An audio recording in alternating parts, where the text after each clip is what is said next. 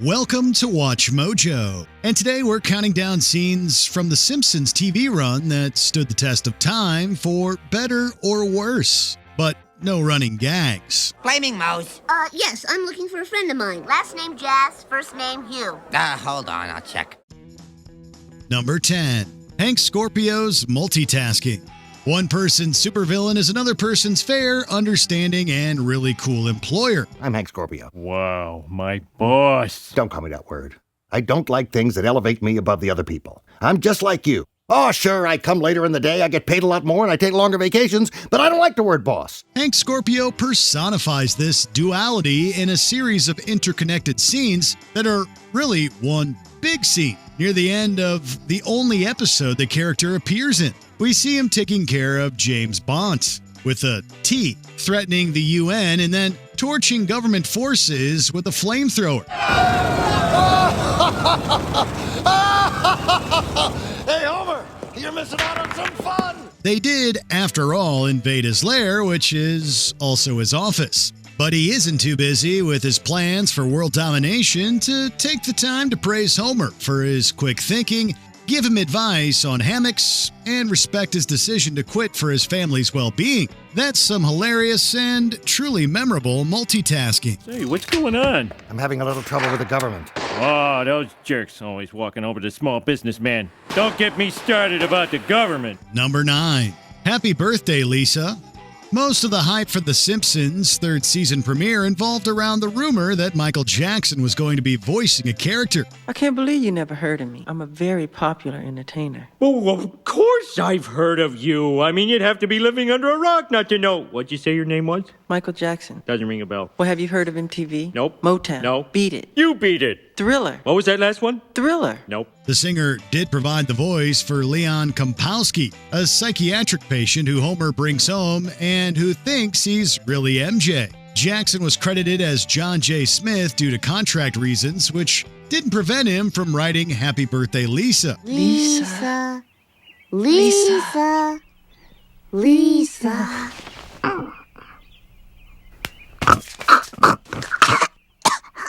What, Bart? It's 6 a.m. That's right. Hope you like your present. In the show, Leon writes the song for Bart to give to Lisa as a birthday present. This brought the B-plot, Lisa's birthday, to the forefront. And due to the sweet and heartfelt way the scene came across, it's what many remember most from this episode decades after it first aired. Lisa, it's your birthday. Happy birthday, Lisa. Lisa, it's your birthday. Happy birthday, Lisa. Number 8. Ned Flanders finally snaps. For over 7 seasons, Ned Flanders was one of the most consistently written and performed characters on the show. Hell, need some help there? You know, maybe you folks should come over and hunker in our bunker. Oh, it'll be fun. We're gonna go through our old canceled checks and receipts and give ourselves an audit. Make sure we don't owe anything extra. Sure, there was development and new traits added over the years, but he didn't waver from his overall supportive to a fault nature. So when he finally snapped, the scene was unforgettable. A hurricane passed through Springfield, only destroying the Flanders home. The neighborhood pitched in and built him a new house. Very poorly. Oh, Flanders, what do you think of the house that Love built? Oh, shoot. When the whole thing crashed, so did Ned's self-control. We got some of his trademark sounds like diddly, which we later find out are his coping mechanisms to suppress his anger. And then he launched into an epic tirade against everyone there before driving himself to a mental institution.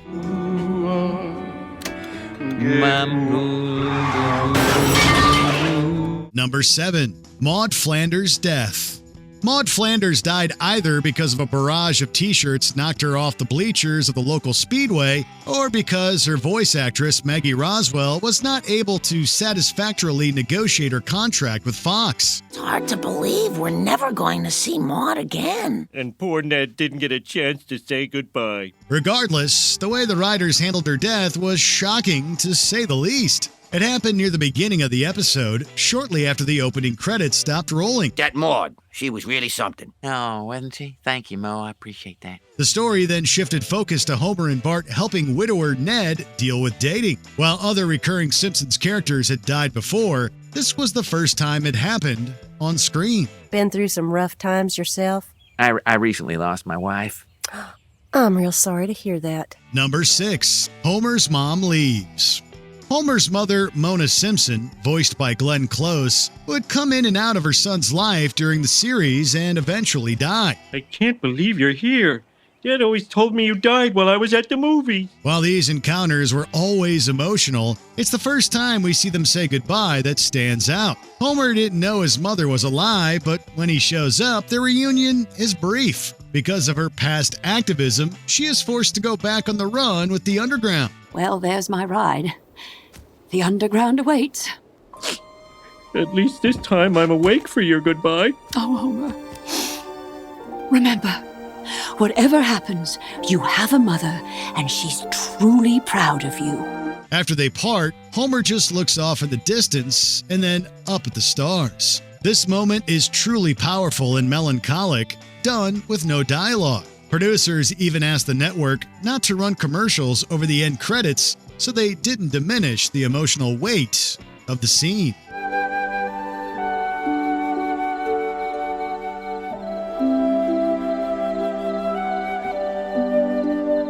Number 5. Do It For Her.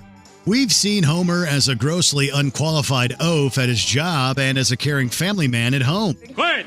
I will not hear another word against the boat. Okay, TV off. It's family time. Oh, but Marge, night boat!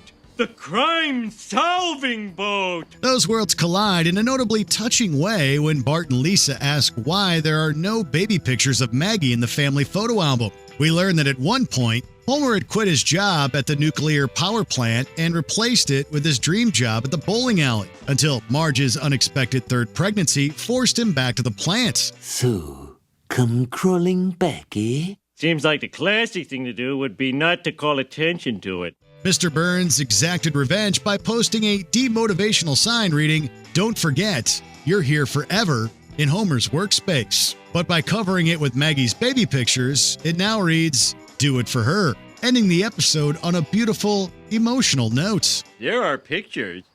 I keep them where I need the most cheering up. Number 4. The Monorail Song. Funny musical production numbers have been baked into this show's DNA since the program's golden years. Who can forget Mr. Burns revealing that he is going to turn Bart and Lisa's puppies into a vest, Beauty and the Beast style?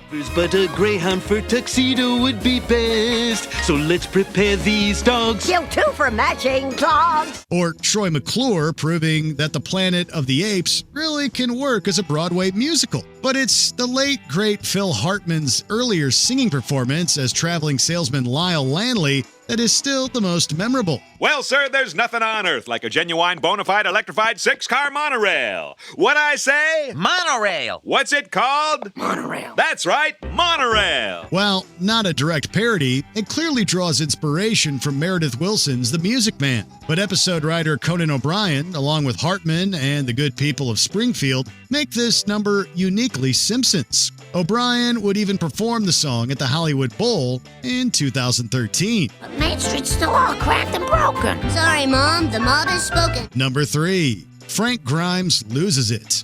When The Simpsons goes dark, it really goes dark. So I'll give you a little tip. If you turn that security camera around, you can sleep and no one will ever know. I don't think we're being paid to sleep. Oh yeah, they're always trying to screw you. While Homer Simpson is portrayed as an everyman, Frank Grimes was an everyman without the luck or plot armor to succeed when failure is the logical outcome. Most of the episode focuses on Homer trying to deal with someone who doesn't like him for reasons that would be understandable in the real world. When Grimes finally snaps, he starts doing things that he thinks Homer gets away with, until he touches some high-voltage power cables and dies. What's this? Extremely high voltage. Well, I don't need safety gloves. At his funeral, Homer's sleep talking causes Lenny to say, "That's our Homer." The focus comes back to Homer, and the episode ends with everyone laughing. This was dark comedy and meta commentary before it was a thing. Change the channel, Marge. That's our Homer! Number 2. Maggie shoots Mr. Burns. Between its 6th and 7th seasons, The Simpsons managed to create the mystery of the summer. Who shot Mr. Burns? Well, I couldn't possibly solve this mystery. Can you? Yeah, I'll give it a shot. I mean, it's my job, right? Almost everyone was a suspect and had a motive, but the culprit turned out to be someone no one was expecting. Maggie Simpson, and her motive was that he was trying to steal her lollipop, effectively taking candy from a baby. I see. Yes. That's the one. Smithers had thwarted my earlier attempt to take candy from a baby, but with him out of the picture, I was free to wallow in my own crapulence. Was it an accident? That wasn't clear. But what is clear is that Mr. Burns' description of the events is one that will stand the test of time as one of the most memorable moments in the series' history. Officer, arrest the baby. Yeah, right, Pops. No jury in the world's gonna convict a baby. Maybe Texas. Before we unveil our top pick, here are a few honorable mentions. Weightless snacking. Operatic 2001 style chip eating in space.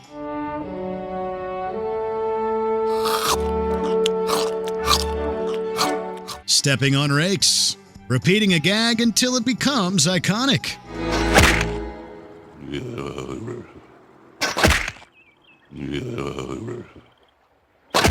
Ned saves Homer from a fire. It encapsulates just who Ned is, and who Homer is, too. Dear Lord, may your loving hand guide Homer to the mattress square and true.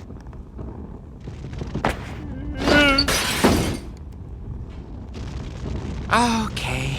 I'm so SMRT. An unintentional spelling blooper made this scene even more memorable. I am too smart. I am too smart. I am too smart. I am too smart. SMRT. I mean SMART. Stupid, sexy Flanders. Homer is dismissive of and impressed with Flanders in the same thought. If you ever get into trouble, all you need to do is... Feels like I'm wearing nothing at all. Nothing at all. Nothing at all. Stupid, sexy Flanders. Before we continue, be sure to subscribe to our channel and ring the bell to get notified about our latest videos. You have the option to be notified for occasional videos or all of them. If you're on your phone, make sure you go into your settings and switch on notifications. Number 1. Jumping Springfield Gorge. This episode helps set the tone for Homer's comedic pratfalls for seasons to come. Hey, what gives? Boy, I tried ordering you, I tried punishing you, and God help me, I even tried reasoning with you, and the only thing left for me to do is jump the gorge myself. Homer tells Bart not to jump Springfield Gorge on a skateboard, but when his son sneaks out to do it anyways, Homer decides to jump the gorge himself. Bart tells his dad it's okay. He has learned his lesson, but Homer is already rolling down the hill. His brief euphoric moment of thinking he is going to make it is followed by a fall down the gorge, punctuated with a chorus of "Dose!" as Homer hits his head on the rocks. Then we are treated to a second chorus, as Homer is rescued, but then falls out of the ambulance and back down the gorge.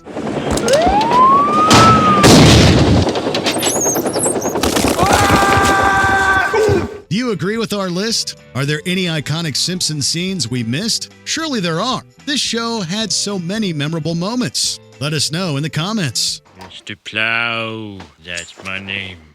That name again is Mr. Plow. Did you enjoy this video? Check out these other clips from WatchMojo, and be sure to subscribe and ring the bell to be notified about our latest videos.